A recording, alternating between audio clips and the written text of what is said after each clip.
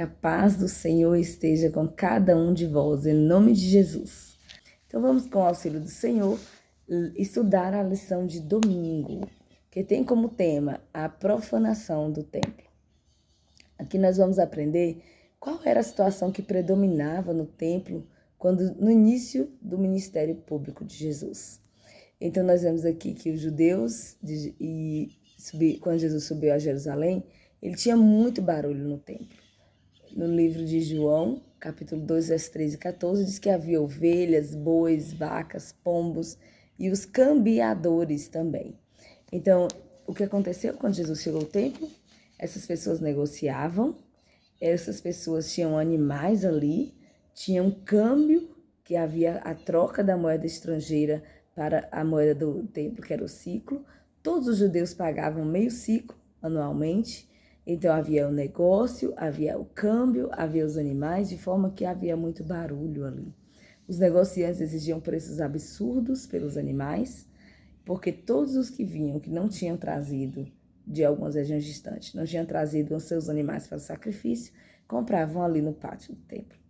Então, os negociantes exigiam preços absurdos, de forma que extorquiam as pessoas e enriqueciam de forma ilícita. Então, era essa a situação do templo, quando Jesus começou o seu ministério. E isso afetava, na letra B nós podemos ver como que isso afetava o serviço do templo. Então, na Páscoa especificamente, quando Jesus estava ali no templo, então havia muitos animais, muitas pessoas, porque os que estavam dispersos em todas as regiões e outros países iam para lá oferecer os seus sacrifícios. Então era muita gente, muito barulho, muita conversa, muito negócio, muitos animais, de forma que quem estava no templo não conseguia ouvir perfeitamente a mensagem por causa do barulho que estava lá fora. E Jesus se incomodou com a situação. Então diz que a confusão era tão grande que os adoradores ficavam atordoados.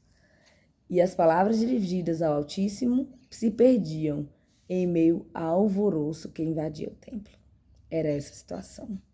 Que Deus nos abençoe, que possamos aprender com a situação e não ficarmos fazendo barulho, né? Na igreja ou fora da igreja. As crianças, os adultos, possamos ter consciência que o Senhor Jesus está em seu santo templo. Que Ele nos abençoe e nos dê sua graça para isso. Amém.